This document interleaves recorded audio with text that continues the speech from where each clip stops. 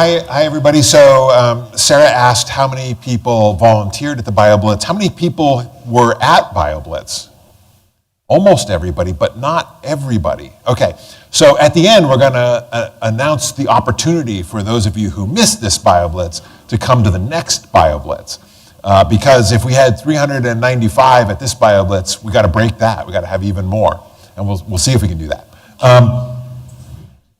So first of all, I just wanted to start off by thanking the people who made the BioBlitz possible. I mean, Norman Bird Sanctuary was the best host ever. You were so easygoing, like, hi, we want to take over your entire facility and, put up tents and put people, and by the way, we're gonna do all kinds of crazy things that you would never otherwise contemplate. And you guys rolled with it and turned out tons of people to help. And we'll talk a little bit more about that. But I also wanted to call out Matt Largess and Largess Forestry. Matt's over there.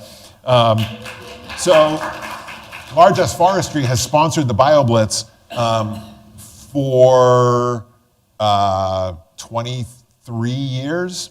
So Matt met the survey at the first Norman Bird Sanctuary BioBlitz in 2001 and has been with us ever since. So, Largess Forestry has now become famous and kind of like a global brand, and so has the Natural History Survey. So we kind of grow up together, yeah. Anyway, and Roger Williams Park Zoo started sponsoring BioBlitz in 2007 and really helped bring it to the next level. So they've been a partner ever since. So thank them. And the town, in a number of different ways, including lending us the school parking lot at the last minute, and a bunch of other things, has been also a great host community. So I know everybody wants to know the answer. So I'm not going to do the thing where I talk for 40 minutes and not tell you the answer.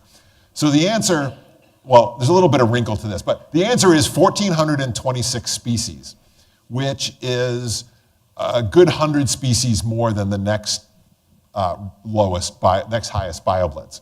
395 participants, those are both records for Rhode Island BioBlitz.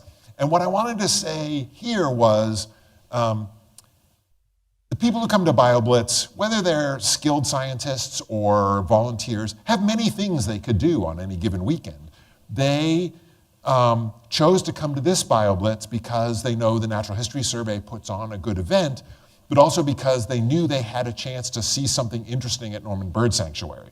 And so you don't get a record participation for, I don't know, a gravel parking lot in, who knows where, or any old random field. You get it for Norman Bird Sanctuary, which has this long-standing brand as a conservation place, people who care about the environment in that place. So I think it's a credit. One of the results is sort of proof that Norman Bird Sanctuary is a great brand as a conservation place, and that is reflected in that number.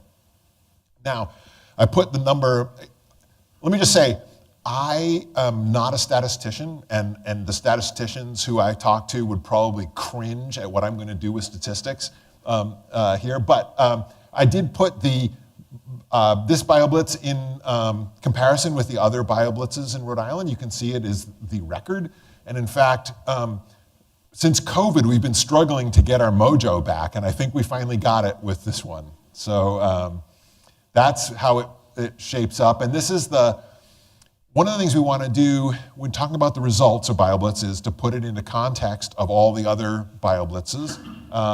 The red dots are where we've had BioBlitzes. We have done repeats twice now, once at Roger Williams Park and once at Norman Bird Sanctuary. We've had over 4,000 participants. We've looked at 13,900 acres, and we've had 24,500 species identifications. So we want to see where this BioBlitz fits in with that. And of course, we want to compare this BioBlitz with the time we were at Norman Bird Sanctuary in 2001, when we had 769 species and 86 participants. Now, it was cold and rainy. It was September 14th and 15th, 2001, which was right after 9/11, and everybody was a little bit down. So we had a lot of, it was kind of a low bar. Maybe we'll come back in another 20 years and we'll do another sequence, so that might be helpful. And just, you all know where we are, but to orient everybody, this is an island in the bay. It is substantially developed. This is sort of a little refugium in a lot of development that attracts a lot of diversity, as we'll see. The other thing about this, so when I measured the red line is the BioBlitz boundary, and when I measure that area on GIS, it's only a little over 250 acres, which is actually relatively small for BioBlitz. But the different colors on that map are all the different kinds of natural habitats, and it's jammed. It's jammed with little pockets of things, rocky outcrops and dry trails and wet swamps and fields, new fields and old fields and stuff like that. So this will definitely play out. And there were trails in a lot of it, but a lot of it, as many of you know, is sort of impenetrable. We'll look later at the map of iNaturalist finds, and you'll see it actually is a pretty good picture of where people went. They did not push through some of the swampiest, brushiest areas to all the far corners, so there's probably more things to discover out there.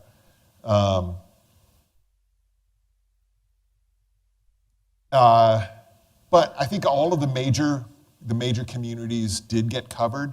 We'll talk a little bit about ideas for future work at the end. We also included just a little piece of beach here up to Crabtown, up to the rocks. That open beach turned out to be a magnet for people and kids and people getting wet, picking up fish and stuff. So what did people find? So we'll talk a little bit about, just to remind everybody about what a BioBlitz is, because actually not everybody here has been to one. How do we look? BioBlitz is an effort by volunteers to find as many species of life as possible in 24 hours on any particular piece of land. It was created the idea was created in 1997. We held our first one in 2000, and we've held it annually ever since. So it is the world's longest running BioBlitz. We have been all around Rhode Island. You saw the red dots before.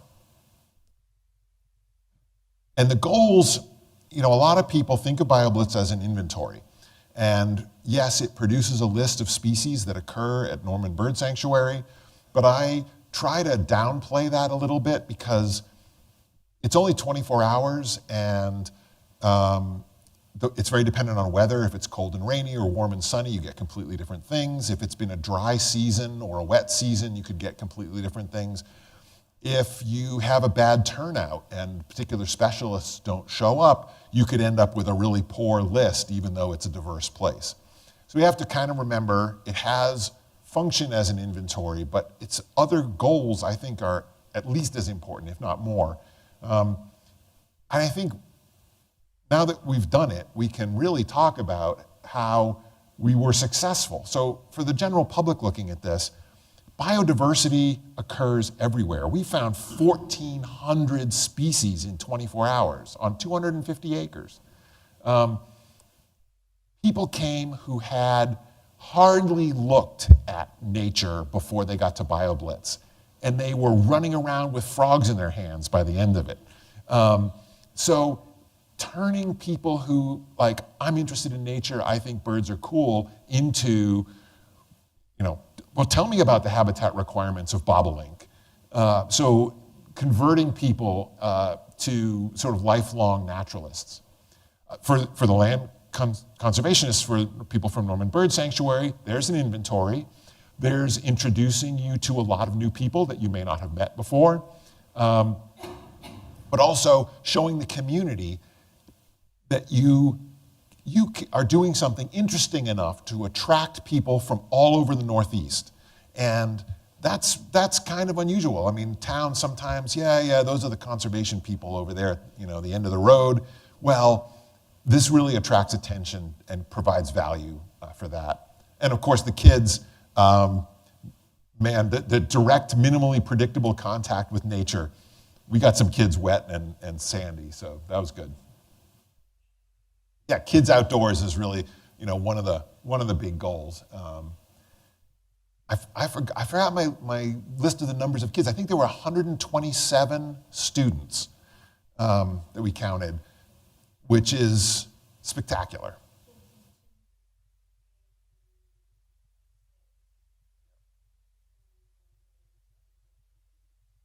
And then undergrads, a couple of dozen undergrads, and about a dozen graduate, maybe 10 grad students.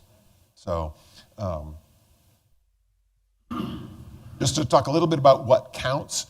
So we want to learn about the place. So if that place supports this organism, it doesn't matter whether it's domesticated or cultivated, if there is a cultivated plant there, we want to know that because we might find its pest there, or we might find an obligate herbivore there because we know that plant is there. So we do count cultivated plants and animals. We don't count annuals or crops because the test is, would this still be here a year from now if people didn't do anything? So we don't tend to count annuals, but we do count perennials. We tend to count things like cows, but we wouldn't probably count zebra. I don't think we counted zebras at the zoo. They wouldn't still be there a year later without the zoo. And of course, we're counting species. So we're going to try to recreate or see how much of the tree of life we can recreate at Norman Bird Sanctuary by kind of filling in all the branches of the tree of life. And so when we get to the site, we set up Science Central, and here's Science Central at Norman Bird Sanctuary, and the registration desk and all the science tables are set up there. And then we record everything on our phylogenetic charts, and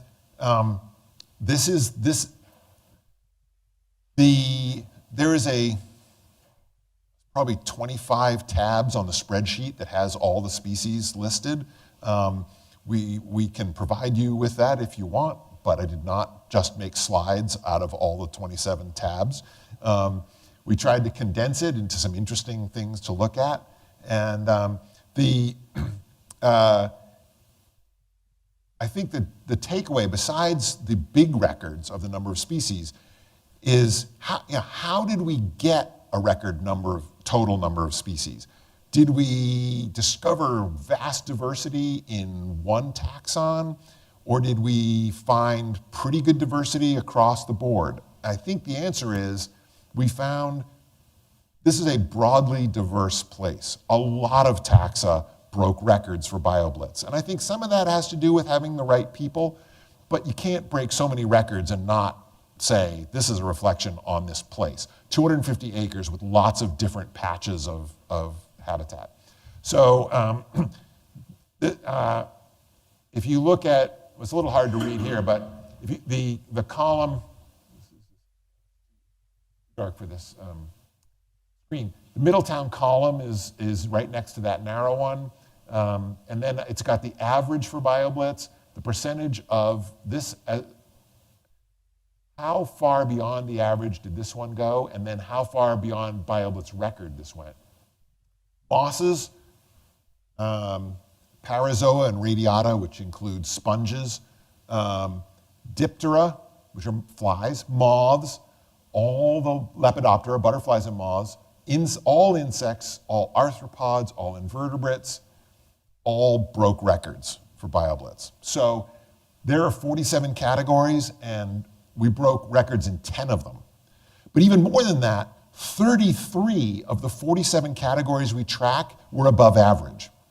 So that's not just one that like doubled the or tripled the average. That's practically every one. It's 2/3 of the things we track, 3/4 of the things we track were above average. And so to compare, I wanted to compare it with the 2001 BioBlitz results. The total number of species is up 85%, so that's good. We could talk a little bit about, think a little bit about what that means. But for instance, mosses, we found one. In 2001, we found 79 species of moss. Did you even know there were 79 species of moss? There's like a dozen species of sphagnum moss. I don't remember how many we found here, but I hardly even knew sphagnum moss came in species. 79 species of moss, so that's a 7,800% jump over 2001. Now some things went down. Vascular plants, and I just want to say briefly, vascular plant count went down, but those of you who are in the know remember that in 2001, we also included Oakland Forest. So a few of the botanists went out to Oakland Forest, because Matt, you had just found the old growth trees there. So a couple of the botanists went out there and recorded some stuff from Oakland Forest. So I'm not too worried that the plant count went down. We're sort of cheated a little bit by looking beyond Norman Bird Sanctuary before. But spiders, 500% increase. Crustaceans, which we had a pretty good team for before, up 160%. Some of the things like flies, we had 15 before, we had 91 this time. We had a fly expert, what can I tell you? But the total number of species up 85%. And the participation up 359%. So, I think it's fair to, Norman Bird Sanctuary is 75 years old, but I think it's fair to say that its public profile has continued to increase significantly in the last 20 years. So this is a good reflection of that, I hope. So mosses, we talked about. I do think that the EPMT, which are it's a group of aquatic insects that we put together. It includes the mayflies and caddisflies, kind of the things that fly fishermen really like. That was down 44%. We had somebody who did that before, and we had somebody who did it this time. So that might be real. I think it would be, we talk a little bit about aquatic habitats as we go along. I think it's actually something that bears more thinking about. The other thing that I marked on here is birds, because Norman Bird Sanctuary is a bird sanctuary. It's right there in the name. We had 80 before, and we had 92 this time. And, obviously these are just one-offs, but I do think that it bears thinking about, that this was a site that's been stewarded for bird conservation. We had good bird teams both times, and we got significantly more birds this time. So I think that's interesting. So I could go, on for pages and pages of specifics, but I thought I would just put up some of the groups and talk a little bit about what you can see in some of the groups. And all of these pictures are from BioBlitz, so we get to see a little bit about what we found and what we did. So we had, the moths broke a record. Do I say what it is on the next slide? I don't remember, it's 200 and, my big book of BioBlitz records. Moths, 246 species of moths, so that's a record. Now, when I talk about insects, a lot of times I say, remember, every species of insect correlates to a particular niche, an ecological niche. So we have 100 species of butterflies in Rhode Island, so there's 100 niches for butterflies, combinations of weather and season and food plant and what have you.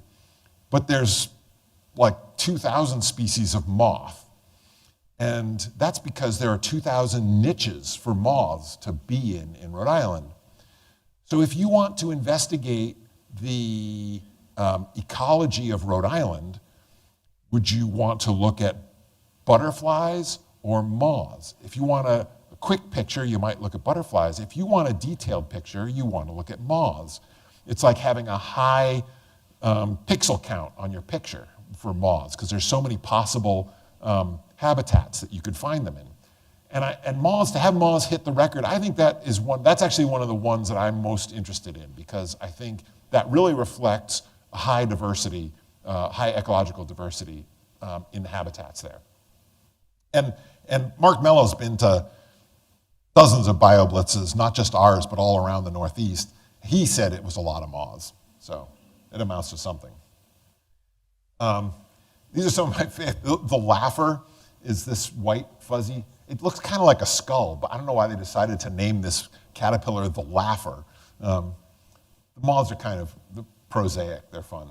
I love the horns on this horned spanworm here. And of course, who can forget these things that we found? The pink-shaded fern moth. People were floored by the green marvel, which I call the mint chocolate chip moth. Harris's three-spot. These are the silvery white wings on the underside of that moth. I mean, these are just beautiful little nuggets coming out of the darkness. The crocus geometer, this yellow and polka dot moth. The pale beauty, which is the most delicate green color moth. It's really gorgeous. And then, of course, there are a lot of kind of brown moths. American birdwing, this is the Abbott sphinx. And that is an underwing moth. The underwings are a group of moths that collectors are really interested in. We only found one, and I thought that was interesting. I haven't really talked to Mark or the other moth people yet about why we only found one underwing, but we did. But there's a really good story in the moths, in specific moths. So the one at the top is the one at the bottom is an Abbott sphinx, which is actually it's pretty unusual. It's not amazingly unusual, but the one at the top that's a trumpet creeper sphinx. And that is, trumpet vine sphinx, that is a southern species. We're right at its northern range. It is expanding to the north. This is the iNaturalist distribution map for this species. This is the map for trumpet vine. So many of you will be familiar with this. It attracts hummingbirds. There's a Chinese version of it that gets planted sometimes, but the North American one is actually native to North America, but it's a southern species, and it's moving north. And so is the moth. And so we're getting that. We're seeing southern species coming into our area. And that's, it is what it is, but it's interesting to be able to document it. This, on the other hand, is the four-lined wave, which is a little inchworm. This is the adult version of it. This is a northern species. There is only one other, in fact, there's none on iNaturalist, as you can see, in Rhode Island. There's one other site for it in Rhode Island, and that's on Block Island. It was Aaron Hunt. This is a northern species. We may be seeing this one disappear. But in the interim, Rhode Island and sort of the south coast of New England is doing it's showing us what it does ecologically. It is the boundary between cold northern and warm southern. The Cape Cod divides the ocean, and it also creates a climate change right here in southern New England. A lot of things get just to Rhode Island, or Rhode Island's their last hang-on if they're a northern species. So we get that in moths. It's really cool. Beetles, we had 112 species of beetles. This is not a record for beetles, but it's a really good number. We saw some things that I was really pleased to see, like the tiger beetle, which is in the lower left here. Tiger beetles are really charismatic. They're active in the daytime. They're visual hunters on sand, and they tend to be spring species and fall species. I wasn't really expecting to see one at a BioBlitz on the second week of June, second week of June. But there was one down at the beach, and I thought that was really cool. This reflects, these beetles are very sensitive to disturbance of their sand habitat. The larvae have to live for a year or more in tunnels in the sand, and nothing can step on them or disturb the tunnel while they're down there. The tunnels are at a certain point in the beach. If you have a vehicle drive down the beach at the exact point where all those tunnels are, you can wipe out an entire population in one pass. So these are, it's a reflection of the fact that that beach, the stewardship of that beach has been good. There's enough sand there to keep these beetles healthy. There's enough policies about its management to keep the beetle population healthy. The Necrophorus orbicalis, which is in the upper left, is a burying beetle. You probably know about Necrophorus americanus, which is the Rhode Island state insect. It is the big one that's on Block Island. It's the only site in eastern North America. We didn't get that one. That would be cool. I suppose there's a chance we could have. But Necrophorus orbicalis is the biggest of the other burying beetles. And I think that this beetle is taking over the niche that the now disappeared Necrophorus americanus used to have. So it was fun to see that. They're a big kind of aggressive beetle that is able to sort of, lean up into a niche filled by that other beetle. So we got that, and I thought that was really cool. We got flies. We got 91 species of flies. Now, interestingly, we only found a few mosquito species, and we didn't have all the traps that we would have wanted to have, but it was sort of notable that there were as few mosquitoes as they were. Now, this is complete speculation, but people at the event did say that the giant fields full of swallows must have had an effect on the flying insects, because a bunch of people who were looking at flying insects were surprised that they didn't get more. And it was windy, and it was dry, and a lot of times that keeps the insects down, but you still have to wonder about the fields full of swallows. It's sort of nature's own mosquito patrol. Two things interesting here. One is this Idana marginata. It's a picture wing fly. That's the stripy yellow and black one in the middle. That was not known from Rhode Island before. Now it's not vastly rare on a continental scale, and people have sort of assumed it's in Rhode Island because it's in Massachusetts and Connecticut. But that's no basis for managing your ecology. So we are really excited to have gotten out in the field and found these species and documented them for Rhode Island. So we got that, and the snipe fly in the lower right, everybody thought that was really cool. Now, snipe flies are relatively common, but this one was taken over by a fungus, and the last thing it did was to die on a leaf. And then the fungus kind of sprouted out of its dead body and spread its spores around. So that one got counted by both the fungus team and the fly team. The ants, we had 21 ants.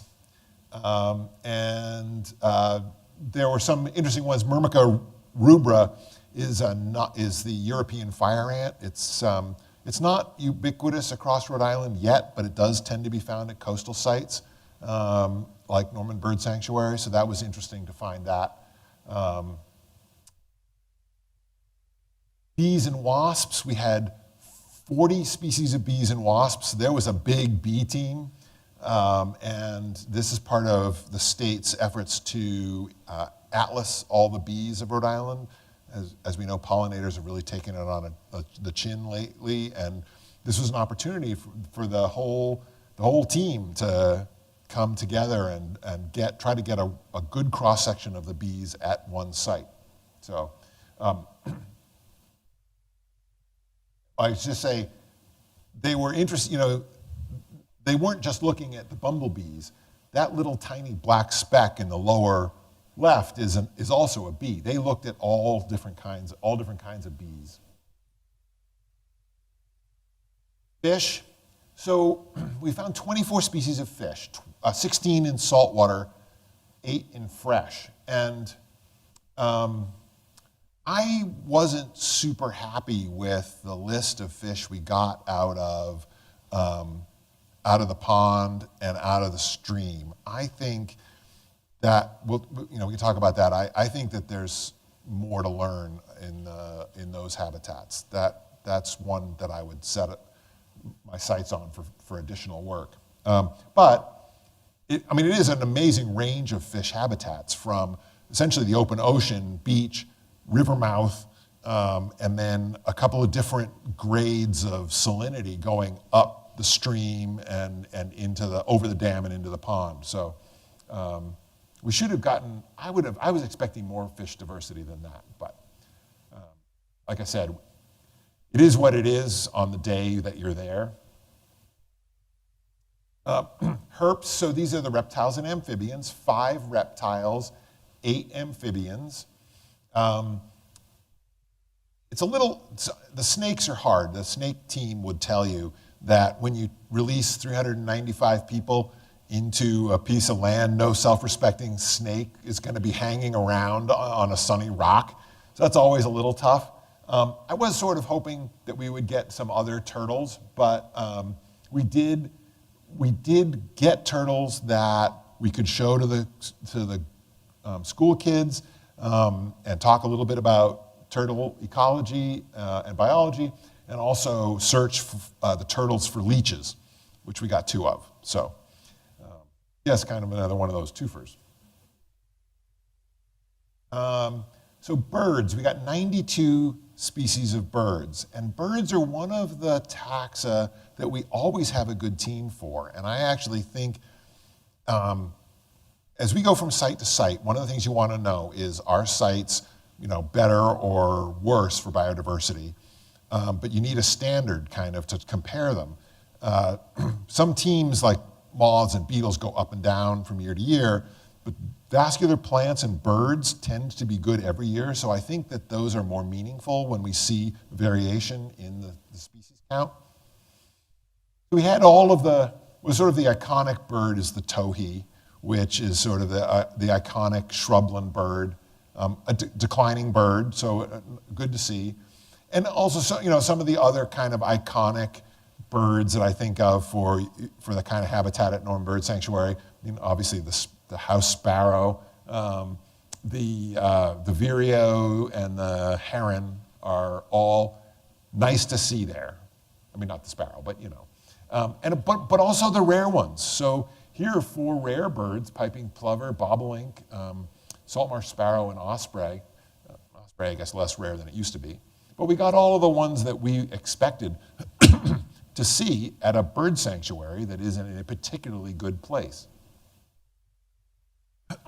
So this is what I was saying before about comparing it to 2001. We had a good team in 2001 too. It was a different season, so I don't want to put too much weight on it, but it was interesting to think about, what other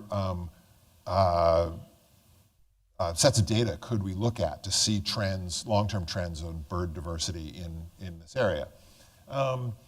If you look at the total number of birds at BioBlitz, the maximum was 100. We've got 92, so that's pretty good. The 100 was Parker, not Parker Woodland. It was in Tiverton at not Emily Rucker. That's Audubon on this side. Pardon Gray, at Pardon Gray, and also in the salt marsh. a really, really, really good site, giant woodland, giant field, and salt marsh and shrubland. But still, 92 is pretty good. So mammals, we had 15 species of mammals. Nothing remarkable here. I mean, it was fun to have southern flying squirrel on the island. That was actually really cool. There's an opossum running away from the trash barrels in the middle of the night at BioBlitz. The raccoons pushed over a trash barrel in the night. And of course, deer are absolutely everywhere there. And if you look at all the vertebrates together, again, we basically have enough of a team to find the same suite of vertebrates almost every time. So, to have nearly the record, like the second highest list of vertebrates for BioBlitz, that's actually pretty good. That reflects real diversity. And it's way up from the 2001 BioBlitz, so it probably reflects well on the continuing kind of stewardship and evolution of the site. And we had a really good algae team. We sort of had all-star algae teams from local colleges, and we got 75 species of algae. We're in the process of revising the key to the seaweeds of New England right now, and so these data will go right into that. So now vascular plants.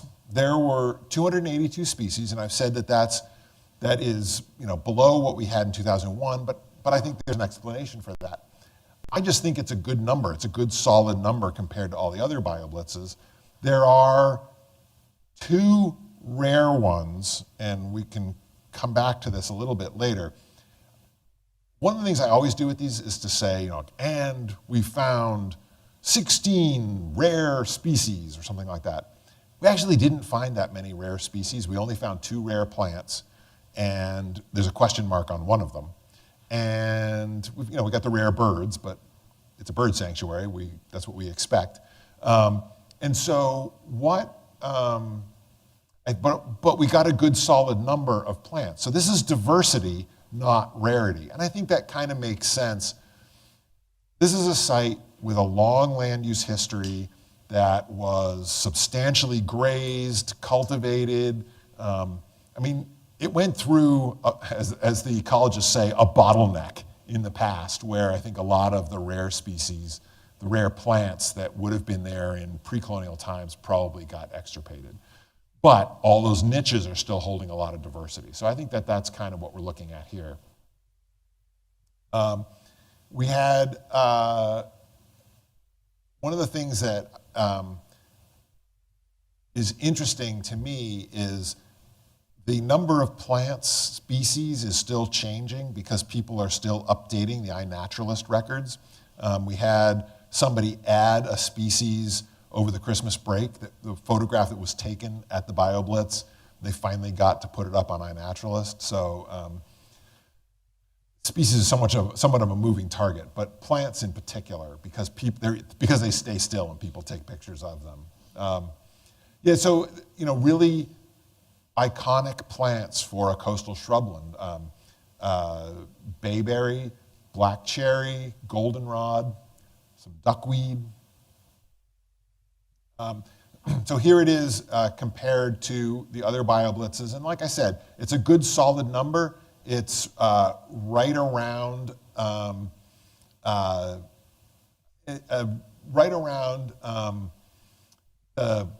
low middle for numbers of species, but it's you're not in a deep forested site inland.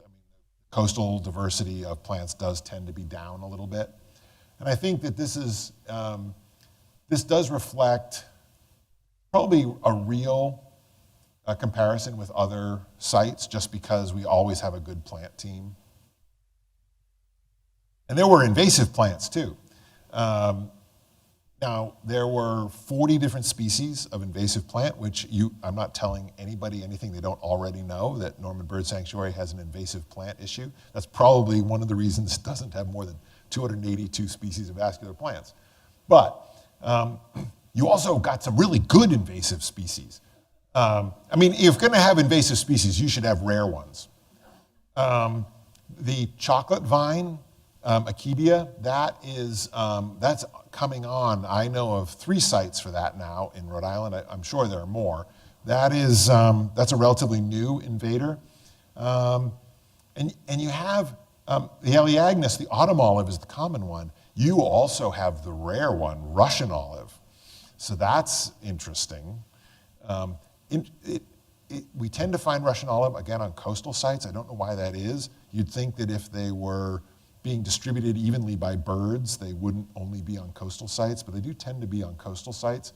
I don't know whether that's because the kinds of birds that eat that berry are coastal birds or what, or maybe the Victorians that planted Russian olive were all on the coast. I don't know.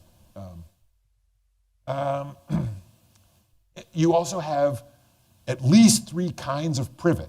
Now, I've always said that Norman Bird Sanctuary is really like the archetype for privet problems. It's not often you find sort of a black cherry and oak overstory with a privet understory. But you've got at least 3 kinds, and there was a 4th kind identified as not one of those 3, but they couldn't figure out exactly what species it actually was. So you probably got 4 kinds. Maybe one's a hybrid, who knows? You've got amber cork tree, which I was not expecting. I saw that on the list. I had not heard that was found. That is a wetland tree that's kind of coming into Rhode Island, and if we can figure out where that is, we can encourage you to cut it down. We've been studying amber cork tree around the state for a while now, and it's very interesting to find another patch of it. And tree of heaven, Ailanthus altissima. Now, a lot of you are familiar with tree of heaven. It tends to be like railroad lines and in the city, back lots and stuff like that. But it does occur widely in the state. And what I circled it for here is because it is the primary host plant of the spotted lanternfly. Thank you. The spotted lanternfly. So the spotted lanternfly. And it's actually really interesting. I just read a paper about this. Spotted lanternfly, big invader, huge problem, particularly likes messing up fruit plantations and stuff like that. It's primarily focused on Ailanthus, but it'll eat lots of other stuff. Apparently, they did experiments that showed birds, it has warning coloration, the red and black spots, because it's not palatable for birds. Well, birds will eat it if it fed on something other than Ailanthus. If it feeds on Ailanthus, it is unpalatable. That's where it gets the chemicals that make it unpalatable. If it feeds on something that's not Ailanthus, it is actually palatable for birds, and birds will eat it. They will learn to eat it. But as soon as they come across one that grew up on Ailanthus, they'll learn not to eat spotted lanternfly. So the key is to cut down all your Ailanthus so that any spotted lanternflies you do end up with will be palatable to birds, and your birds will learn to eat them. So I think that's interesting. So fungi, we had 69 species of fungi and 62 species of lichens. What I will say about the fungi, when I asked the fungi team what I should say about the results here, they said, well, there weren't many big forest floor mushrooms. Like, they were a little disappointed that there were a lot of the wood inhabiting shelf fungi and the little tiny ones, but not a whole lot of mushrooms like they were hoping for. But it was really dry, so that must be why. Well, I looked at the rain data for the Newport Airport. It wasn't dry. It was actually either average or above average rainfall for every month up until BioBlitz. So I actually think putting that together with some of the things I heard from the plant team and from the beetle team in particular, and actually a team called the litter bugs, they had trouble finding deep, moist, humus in the woods. Now, that would be where you'd expect the mushrooms that were missing, the beetles that were missing, and all of the soil invertebrates that were missing. And I think there's a couple of things to say about that. First of all, it's a relatively new woods, so you wouldn't have had thousands of years to build up humus. Also, you've got so many invaders. I mean, the privet makes these surface roots that lock out all the other plants. The water then comes and washes the soil and any organic matter into the streams. As you know, that's the muddy sort of ground under those privet overstories are really washing away the nutrients that are in the soils. So I don't know this for sure, but I suspect that we are picking up signs of a less than healthy forest floor. And again, I'm not telling you anything you don't already know, but it's interesting to see that it actually shows up in the BioBlitz data.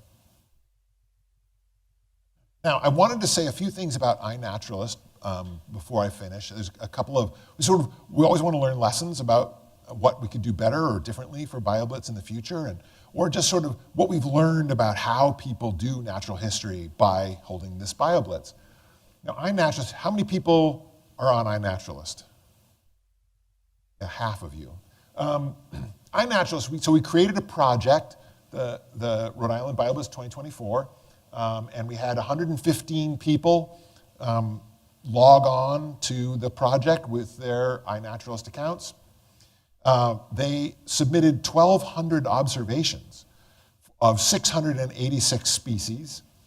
There were 191 people helped to identify those. Now, this sounds great, but,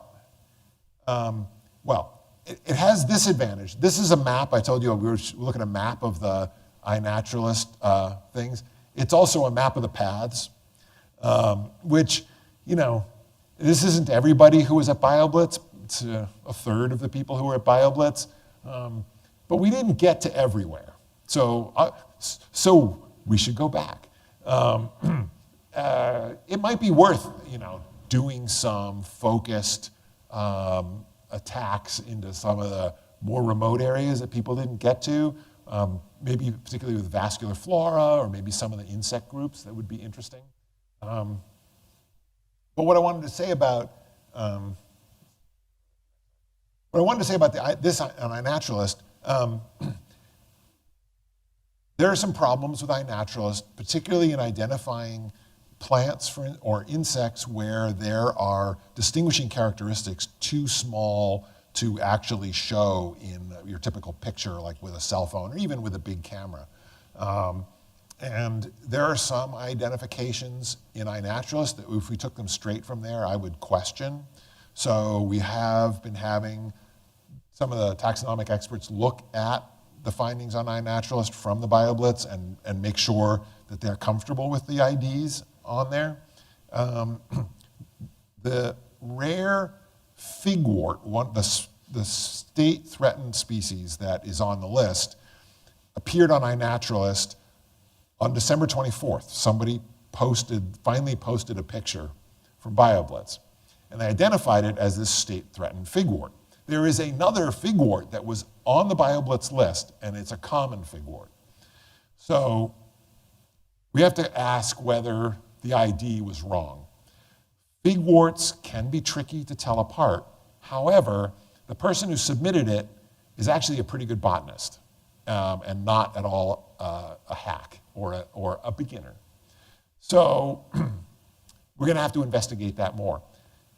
That figwort is one of several plants either that have appeared on iNaturalist recently, having been photographed at the BioBlitz, or were put into iNaturalist as needs ID, and only in the last month has somebody come along and ID'd them, at which point that species suddenly appears on the list. So we could see the species list creep up over time above 1426. And we have to think for the future about how we want to deal with iNaturalist, the constantly changing list of species coming from there, some of the quality control issues involved with that, but also its advantages. It really allows people to engage. It gives you a map of where they went. I mean, there's actually a lot of really cool things that do come out of it. We got lots of the obscure insects out of iNaturalist because they hold still on a leaf and somebody can take a picture of them. They can't identify them because it's like a fly or some weird thing. Put it into iNaturalist, somebody comes along and IDs it. We actually got a lot of IDs out of iNaturalist. So it's kind of a mixed blessing, something that this BioBlitz made us think about more than we have recently. I did want to say, talking about the results of BioBlitz, our BioBlitz t-shirt, which was part of the contest, which Norman Bird Sanctuary ran, you guys did a great job with this, getting students to send in submissions. This was designed by a student at the Meadowbrook Waldorf School in Richmond, and it's beautiful. We did a two-color. We really thought to do it justice, we would have to do a two-color printing, and then all of the engagement that came out of that for all the kids. So that was really neat. So next steps. I've talked about a bunch of the things that these sort of results make me think about.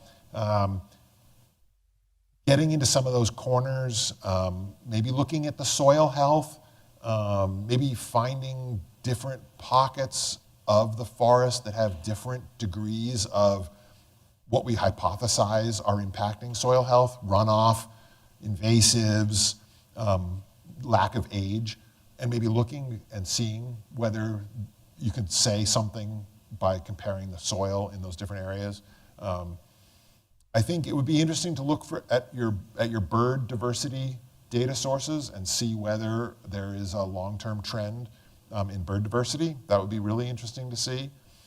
I am not satisfied with what we got for the freshwater aquatic surveys. I think it had Alan Libby, right? But he did the lower part of the stream. I think particularly the stream below the dam had a lot of interesting things going on in it. And that's where a lot of the interesting fish were found. But I think there's just a lot more to know there. I'm not happy with the fish list that we got, or about how that fish list divides into the different habitats. I put this picture in because that pond down in the middle of the frag, down at the bottom, I can't remember what the name of the pond is. It doesn't have a name. Not many people I talked to got anywhere close to it. So I think I would be really interested to find out what's in it. Fish-wise, insect-wise, plant-wise. I don't think that got nearly the attention that it. So those are all really interesting things that we can think about going forward. The list of species is 1,400 species long. There's not a lot of individual species that you would look at on that list and go, this one right here, this is a conservation target. We've got to learn more about this species at Norman Bird Sanctuary. Like I said, there were only 2 state-listed plant species. We often get a lot more than that. But the sheer number of species is remarkable. And I think it's because you've got this compressed 255 acres of all these different habitat types, different altitudes, different water regimes, and it's in a place that's been stewarded for conservation all these years. So I think that that's very much the picture we get out of this, although there's a lot more to learn. So that is the results of BioBlitz 2024, as I know them now.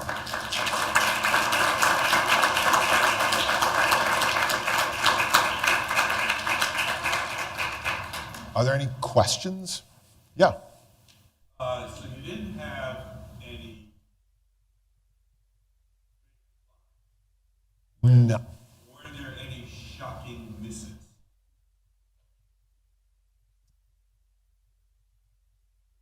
Well, I mean, the people that I talked to, I asked them sort of like, what are you surprised about? One that sticks in my mind was the butterflies. The butterfly team had decent numbers, but it was one of each butterfly. There were no big patches of, wow, this field is full of this thing. I might blame the swallows, I don't know. It's not, the thing about essentially islands, and you've got a quidnic island, but then you've got an island of conservation in one corner of a quidnic island, and then even within Northern Bird Sanctuary, your fields are an island in a bunch of forest, and your forest is an island in a bunch of suburbia. You tend to get either just one, because the habitats are so small, you're not going to generate a vast population of something, or you'll get a million of the one thing that place works for. And I think what we got in this case was the butterflies. People were like, where are all the butterflies? And I thought that was interesting. I think the fish were surprising, but I'm blaming that on execution, maybe more than habitat. It might be interesting to find out that it's habitat, but anyway, I think that it's performing, and I think it's ecologically important for the fish out of proportion than what we were able to demonstrate. Given its site, I don't think anybody was surprised that we found as few reptiles and amphibians as we did. That's, the ones that were missing you wouldn't find on a quidnic island anyway.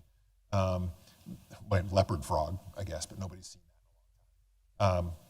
This is sort of a side note, but when you look at the distribution of rare species in Rhode Island and just biodiversity, I always think of the East Bay, of a quidnic in the East Bay as, maybe really diverse. There's streams and tidal marshes and in Little Compton, there are forests and all this stuff. I think, wow, it must be really diverse. They tend to be much less diverse than Western Rhode Island.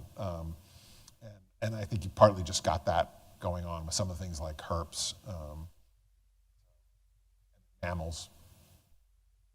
We didn't get, and this is probably just methodology as well, but we didn't get any of the mustelids. We didn't get weasels, minks, or fishers. I don't know if fishers are on a quidnic, but otters.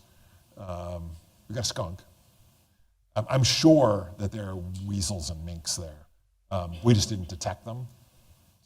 Mammal team, can't take them anywhere. Any other questions? Yeah. Yep. Yeah.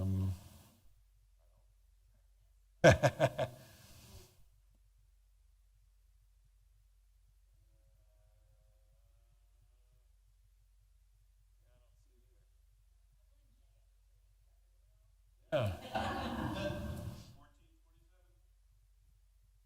Yeah, right. It maybe I'll have to look and make sure it's not a recording error, but because George gave me this list and maybe he missed it. It's not on that list.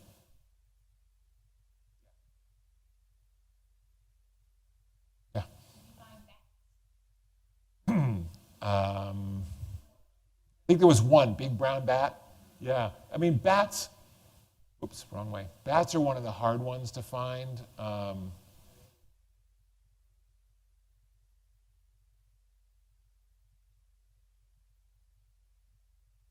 Yeah, big brown bat. Bats are one of the hard ones to ID. Sometimes you can't ID when they're holding them, and it's hard to get to hold them. Did we have did Charlie put out bat detectors this year? I don't think so. Yeah, maybe that's where we got the big brown bat from. Yeah, you need specialized equipment, and then it's a specialized skill to make it work successfully, and we just didn't have that. So, yeah. But bats is a good question. It's a coastal site like this. You would expect possibly a long-eared bat, which is a rare species. We just didn't have the right tools, I think. Yeah. Yeah. I did not. We didn't. No, I didn't see it. No, we didn't find it. It's coming. Definitely coming. But I read a paper literally like 3 weeks ago about that, the relationship, the connection between ailanthus and palatability of birds, and it made me think of ailanthus. I mean, they'll never get it all. They'll never get rid of it all in Providence, but maybe you guys have a chance. I don't know. Yeah.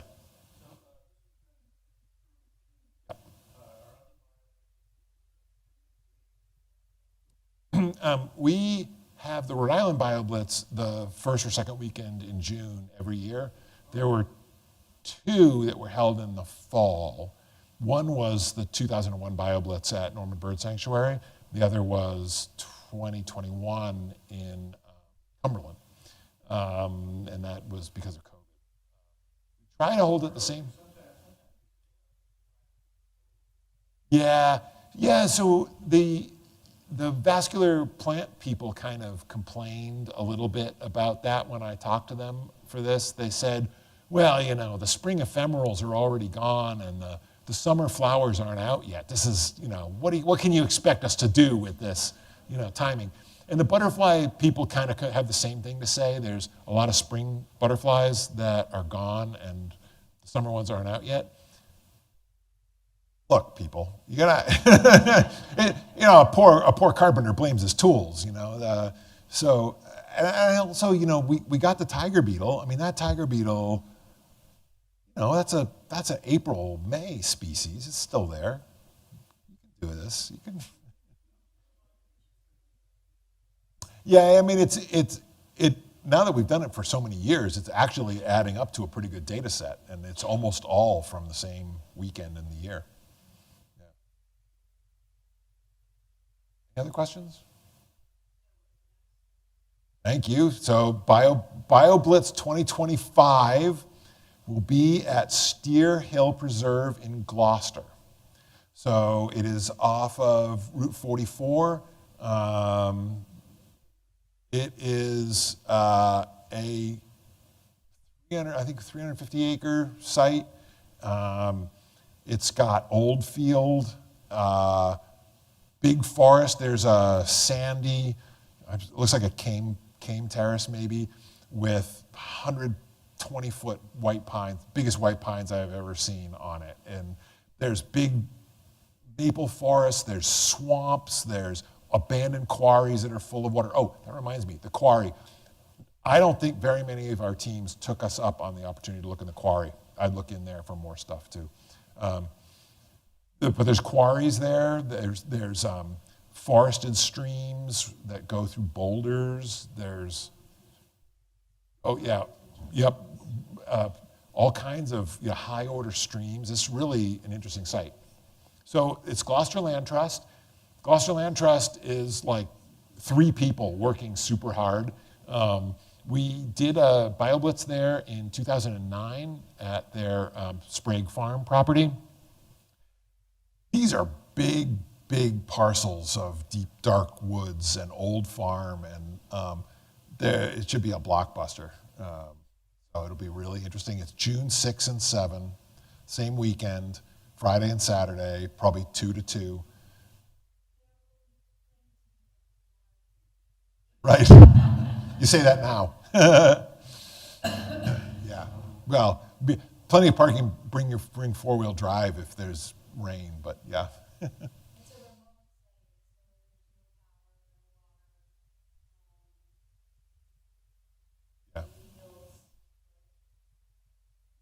Lots of good can-do spirit.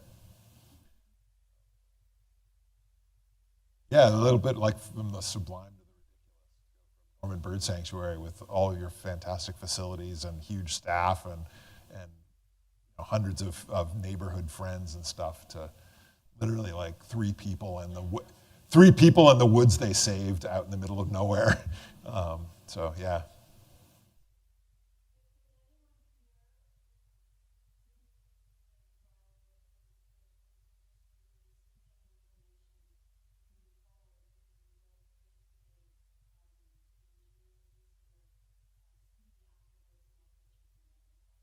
And there are T-shirts available if you've already ripped yours or spilled paint on it, or if you want more.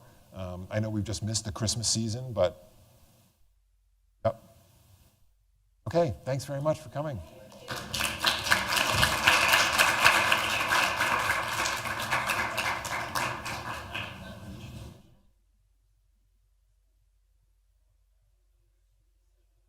Oh, you do?